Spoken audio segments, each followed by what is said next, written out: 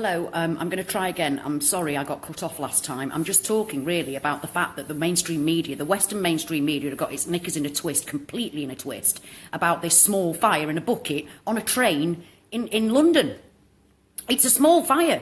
It wasn't a massive terrorist attempt, and it was an amateur thing, and I don't care. They keep talking about how it was like the mother of all bombs, really. It wasn't the mother of all bombs. Nothing bloody happened. Meanwhile, the whole mainstream media is ignoring the genocide and ethnic cleansing of the Rohingya Muslims.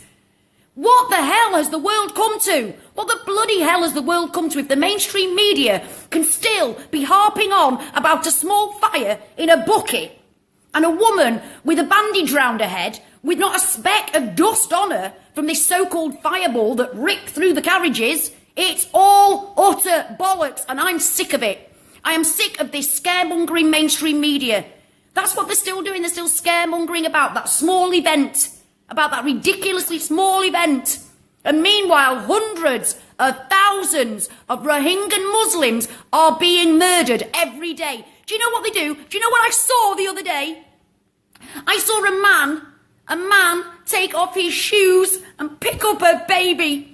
And he took off his shoes so he could swing around and throw that baby in a fire. And throw that baby in a fire. Now that's real. That's real. So why the bloody hell? Why the bloody hell are the mainstream media ignoring that? How can they ignore that and concentrate on a poxy little fire that wasn't even a fire? It looked like a match had lit. I can't bear to see the suffering, and I can't bear to see this one-sided bullshit.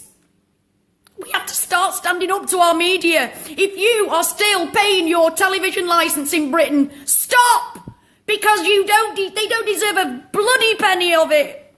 While they can ignore babies being trodden on and burned. While they can do that, and concentrate on scaremongering and fearmongering about ISIS and Islamic terrorism. Look what so-called Buddhists are doing to hundreds of thousands of people, but the mainstream media in the West doesn't give a shit about them because they're Muslims. They deserve to live in peace and have a land of their own. Or if they can't have a land of their own, at least be deemed as equal citizens. Equal citizens in the country that they're living in. What are they going to do? It seems to me like the UN and the West are just going to let them all die. Just going to let them all die. And there'll be no Rohingya left. And then they'll go, oh, we should have done something. Yes, you should. United Nations. Donald Trump, Theresa May, where are you? Where are you? Do something. What's the bloody point in the UN? What's the point in the UN? Yes, it's genocide. Yes, it's ethnic cleansing, but we're just going to sit here and do bugger all. If you could see the things that I've seen. If the mainstream media actually showed you what is happening there instead of their 5 minute little supposed news story. I can't bear any more of it. I can't bear to live in a world where some people are more important than other people. It doesn't matter what your religion is. It doesn't matter how wealthy you are. There is no one person any more important than another. No one.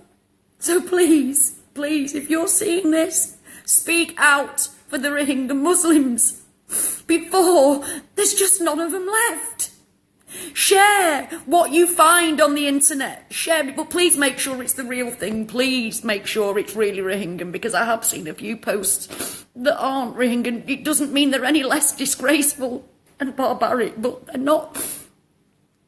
We must share the truth because the mainstream media aren't. And when I can see a man swinging a baby round and then take off his shoes so he can turn round better before throwing them in the fire.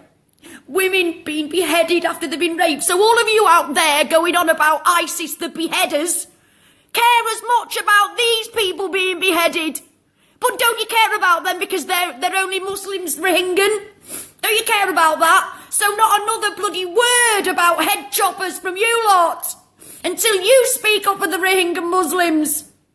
Because I know fine well that one day my children, my grandchildren are going to ask, what did you do? And I'll say, I spoke up, at least I spoke up.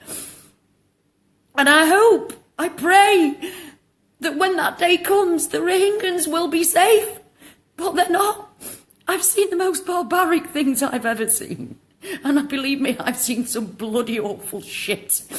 I've seen some terrible, terrible things. But there is nothing, I've seen nothing like the abomination that is happening to the Rohingya Muslims. They need our help.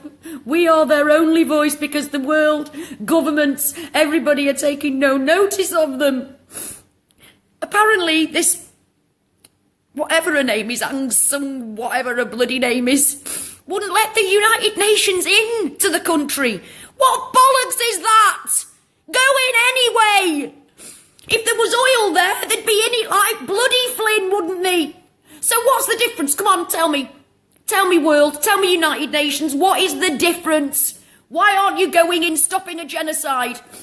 Why? Tell me why. When you go into every other bloody country that doesn't agree with what you want, you go in there marching in all over the place. And our media is an absolute bloody disgrace. A disgrace. They can ignore the fact that women are being raped and beheaded. Children, I've seen children having their heads a man stood on the head of a toddler. For the love of God, help them.